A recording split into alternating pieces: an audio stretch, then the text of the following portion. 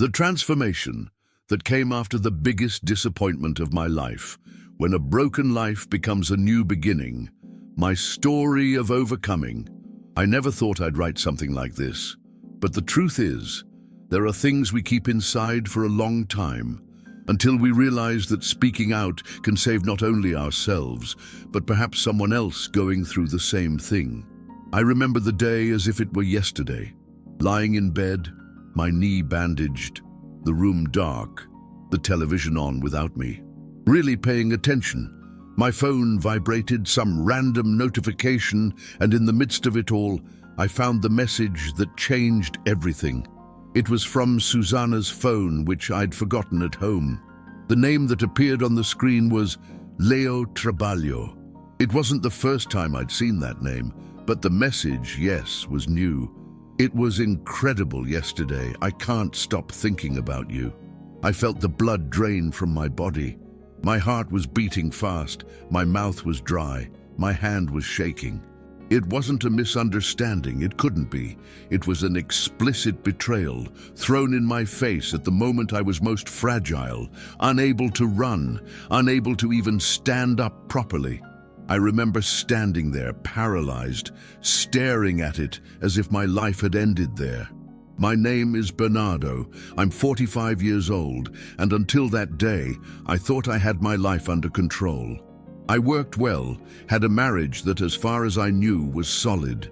Susanna had been my girlfriend since we were teenagers, almost 3 decades of life together, stories, plans, crises we'd overcome, or that I thought we'd overcome. I was recovering from knee surgery, the result of a silly accident going down a flight of stairs at work. It was the end of October, and I was on medical leave, somewhat isolated, unable to drive, depending on her for so many things, even the basics. I trusted her, you know. I truly trusted her. I've never been a jealous guy, never snooped on her phone, never imagined I needed to. And that's when life slaps you in the face. You realize that the trust you freely gave has become the knife being used to cut you into pieces. Knowing that the betrayal wasn't just physical, but emotional, that there was feeling, an exchange, that it was with someone she saw every day, someone I probably greeted at some end-of-year party. It was as if my entire story was a poorly rehearsed play. For the first few days, I was in denial. I thought, it can't be. It must be a mistake, a joke, something unimportant. I tried to fool myself. I caught myself imagining that maybe she was just needy, that maybe I wasn't paying enough attention, that somehow I had provoked it. But that only made me feel worse, because deep down, I knew it wasn't about lack. It was about choice. She chose to leave our marriage while she was still in it. She chose to live 2 lives, and I became a supporting character in my own home. I began to feel the weight of the silence because I hadn't told anyone.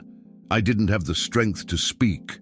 I didn't want people to look at me with pity. I didn't want to be the betrayed one, the guy everyone talks about behind her back. So I stayed alone, brooding, staring at the ceiling at night, my knee aching, my chest burning. I wanted to explode, I wanted to scream, but I couldn't even walk straight, much less put my life in order amidst that chaos. There was a day, one early morning, when I cried in a way I hadn't even remembered was possible. You know when your body trembles, your chest aches, as if it were about to burst and you lose track of time. It was like that. I didn't know if I was crying over the betrayal, the lost marriage, the life I thought I had, or for myself, who seemed small, worthless, disposable. I began to feel anger, a lot of anger, but it was a rage that paralyzed me.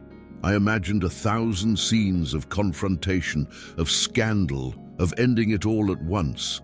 But at the same time, a fear crept in. Fear of losing everything, fear of being lost, of being alone, of not being able to cope. My head felt like a storm, and my body was trapped, hurt, dependent on the very person who had destroyed me. This feeling of helplessness was what ate me the most. There was no escape, no way to pretend it wasn't happening. When I finally decided to look at the situation with a minimum of coolness, it was almost like shutting off my emotions for a few minutes. I knew I couldn't act in the heat of anger. I didn't want to lose everything. I didn't want to come off as the wrong one. I didn't want to make decisions I'd later regret. That's when a thought began to grow. If she was capable of planning a lie, I'll plan my exit, not as revenge, but as survival. I wouldn't beg for love from someone who no longer wanted to give it to me, nor would I allow the betrayal to become just another hidden wound. I would rebuild myself, but in my own way, in my own time, without giving her the power to decide how my story would end. It was the first time in weeks that I felt a thread of strength within me, small but real, like a flame trying to ignite in the middle of a dark room. I started with the basics, getting my head together before moving on to my practical life. I sought out a psychologist. It was one of the best decisions I ever made. Talking to someone who didn't judge me, who listened to me without rushing, helped me lift a weight off my chest. I realized how angry I was, not only at her, but at myself, for not realizing it, for believing so much. Little by little, I began to understand that it wasn't about me being inadequate, it was about her making selfish choices. It took a while for that to sink in. Sometimes I'd wake up determined, confident, and later that same day I'd feel like crap again. Some days I just wanted to sleep and forget everything. Some days I wanted to disappear, vanish. But the process of talking, of organizing my emotions, was what gave me the strength to think about what came next. While I was still recovering physically, I started sorting through my finances. I'd always kept everything mixed up, joint accounts, investments in one name, the others, things you never think you'll need to separate. I started pulling out statements, reviewing contracts, figuring out what was mine, what was hers, what was in between. I did everything quietly. I didn't tell anyone. At that moment, silence was my weapon. If I exploded, she might react, manipulate me, mess with things I hadn't even seen. I needed to be one step ahead. I've never been a cold person, but for the first time, I understood that planning was the only way to get out of there without losing myself even more. There were days when I thought about confronting her, just to see her reaction, to feel some kind of control back. But I held back. I kept imagining Christmas, which was coming, the family reunited, the image she maintained of the perfect wife. And I thought, I'm going to come out of this clean, with my head held high. I won't let her create the narrative for me. I started writing everything down, messages, dates, strange situations that suddenly made sense. I didn't want to humiliate anyone, but I wanted to protect myself. If at some point the separation turned into a legal battle, I would have proof. I was too hurt to consider revenge, but lucid enough to want justice. At the same time, I was trying to relearn how to live alone, even though I hadn't left home yet. Small things, like cooking for myself, shopping without her, organizing my routine without her presence. I wanted to prove to myself that I didn't need anyone to keep me going. It was symbolic, but it was essential, because deep down, what hurt me most wasn't the betrayal itself. It was the feeling that my life had been ripped from my hands. So each small gesture of autonomy was like a piece of me returning. One day I made dinner just for myself and sat at the table in silence. It was strange, sad, but in a twisted way, liberating. There came a point where I didn't cry as much anymore. The pain was there, but it was like a deep cut beginning to heal. It still burns, still bothers, but you feel it closing.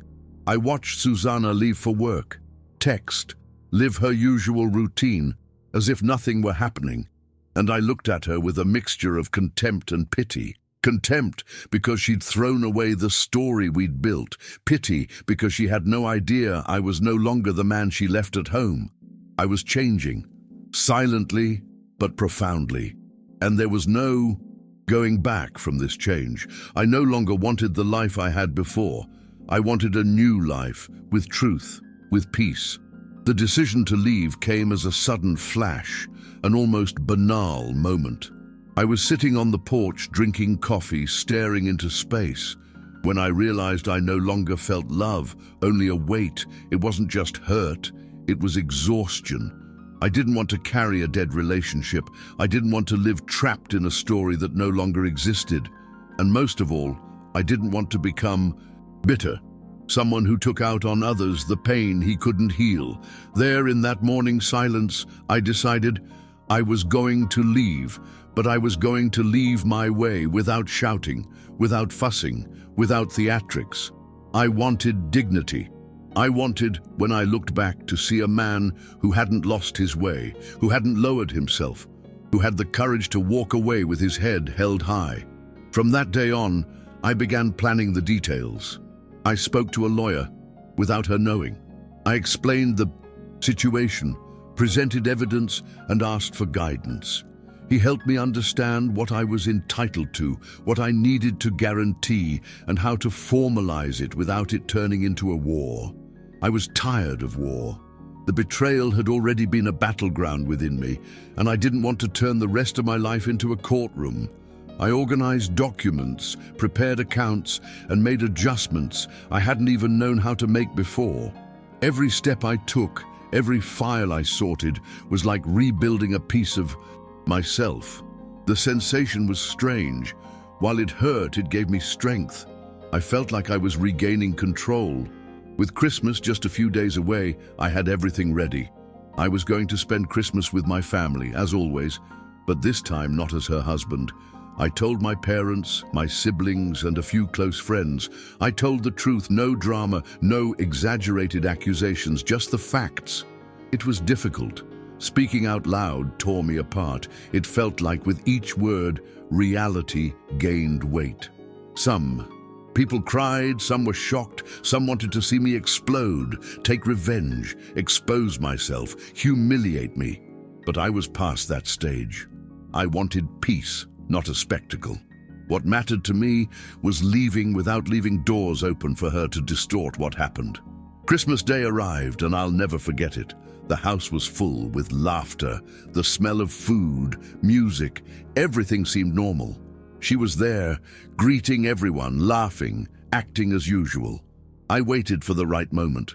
After dinner, when the family was settled and relaxed, I asked for the floor, took a deep breath and spoke. I told her what I'd discovered, calmly, clearly, without raising my voice. I said I was separating, that I had proof, that there was no going back. The silence was heavy. I could feel the mix of surprise, anger, and shame in the air. She tried to speak, tried to justify herself, but there was no space. I didn't put on a show. I didn't scream. I didn't cry. I simply ended the most painful chapter of my life in front of those who mattered with the truth. After everything was said, I gathered my things, which were already packed, and left. I didn't sleep in the same house that night. It was the strangest trip of my life. Driving alone in the middle of Christmas morning, with the city half empty, the radio playing happy songs, while inside me everything was still broken. But at the same time, I felt a lightness I hadn't felt in months. It was like a ton had been lifted off my shoulders. I didn't know what the next day would be like, the next week, or life from then on, but I knew that for the first time in a long time, I was being honest with myself, and that in the midst of so much chaos was the beginning of healing. In the days that followed, I felt a mix of relief and emptiness. The house was silent, and every corner reminded me of everything I had lost and everything I had discovered. I spent the night awake several times, remembering good and bad moments, re-evaluating my own history. It wasn't regret, but raw reflection. Each memory was a stab wound and at the same time a warning. I couldn't repeat the same mistakes of emotional dependence. I started writing. I put everything on paper. Feelings, anger, confusion, fear, hope. I discovered that writing was like talking to myself, letting it out without hurting anyone, without getting lost in dramatization. I slowly reinvented myself. I went back to the gym, even though my knee was still tender. The feeling of being able to move my body, regain strength, make plans to train, walk, run, gave me a new dimension of freedom. Before, my routine was home, work, and marriage. Now I was building a routine for myself, no longer based on someone else. I relearned how to make decisions without consulting anyone else, to prioritize my desires, my well-being, and my health. Small acts of independence became big victories. Every coffee I made alone, every free afternoon, every financial decision I made was an affirmation that I could survive and thrive outside the relationship that emotionally imprisoned me. My first encounters with myself were painful. I felt intense loneliness, that feeling that no one understands you and that you can't go back. But they also taught me tolerance, patience, and not to depend on external validation. I read books I never had time for before, watched movies alone, and saw friends I'd lost touch with. Everything seemed small, but it was huge. I was rediscovering my own identity, things that routine and my previous relationship had stifled. Learning to enjoy my own company was one of the most important steps in rebuilding myself. The process wasn't linear. I had relapses, nights of crying, fits of rage, moments when I wanted to call her, confront her, ask why, but I didn't. Each time I held back that urge, I felt my strength grow. I learned that patience isn't about waiting, it's about acting strategically. I needed to rebuild my life calmly, without letting the pain define me. Each step, each decision, however small, was a brick in the foundation of the new life I was creating. It wasn't about forgetting, it was about living consciously, no longer held hostage by a painful past. Over time, I began to feel lighter again. My body recovered, my knee was no longer a prison. I made new friends, rediscovered hobbies I'd abandoned, and traveled alone for the first time in years. I felt like I was being reborn, unhurried, without trauma, but with an awareness of my strength. I learned not to depend emotionally on anyone, not to give up my peace for other people's expectations. The pain was still there, of course, some memories cut through my chest, but today I can face everything with serenity. What seemed like the end became a starting point for something greater: self-knowledge, self-love, and dignity. A few weeks later, I realized I no longer needed to look back. The messages, the photos, the memories stopped eating away at me. I still felt a pang of hurt, but it no longer dominated my life. It was at that moment that I understood that true strength didn't come from revenge, nor from exposing anyone, but from rebuilding myself whole. The feeling of autonomy and clarity was unprecedented for me. Before, I defined myself by my marriage, by what it represented, by what life had planned. Now, I define myself by my choices, by my achievements, by my ability to rise even after being brutally knocked down. I started to truly plan for the future. I considered moving cities, changing jobs, starting projects I'd always put off due to lack of time or convenience. I realized that all the pain had given me a clarity I'd never had before. I needed to live for myself, not to sustain the image of a perfect marriage that would never exist again. Planning, even small things like redecorating my house, taking classes, resuming hobbies, was an act of resilience. Each decision was symbolic. Each choice represented that I had power over my life, that I was no longer a victim of circumstances or someone else's choices. The following Christmas was different. I was no longer at her house, no longer trapped by lies and manipulation. I spent the evening with my family and some friends who became true pillars of support. We laughed, joked, told stories, and I realized that life could still be light even after so much pain. I didn't need her approval, nor anyone else's validation, to feel whole. I felt I had achieved something greater, the freedom to be myself, without guilt, without fear of judgment, without expecting anything in return. This feeling of autonomy and peace is priceless. Today, looking back, I can see every detail of that as part of a maturation process. The betrayal destroyed me, yes, but it also taught me limits, self-care, and courage. I learned that suffering doesn't have to be in vain. It's possible to suffer, cry, lose, and still rise stronger, more aware, more whole.